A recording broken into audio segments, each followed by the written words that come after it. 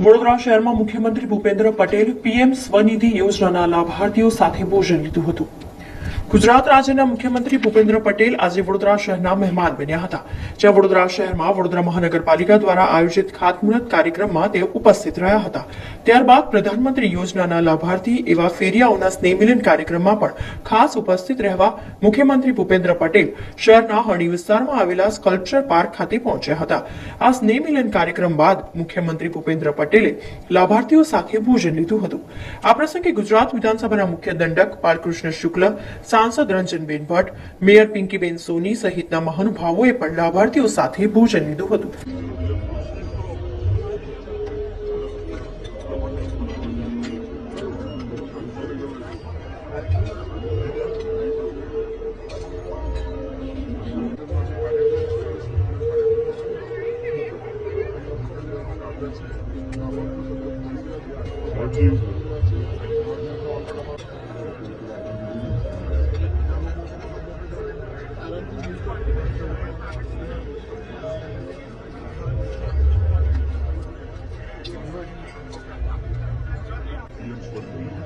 સેવાળાના માનવીને ઉત્થાન કરવા માટે આ યોજના છે અને આ યોજનાના જે વડોદરા શહેરના લાભાર્થીઓ છે એમની સાથે મુખ્યમંત્રી આજે ભોજન લઈ રહ્યા છે।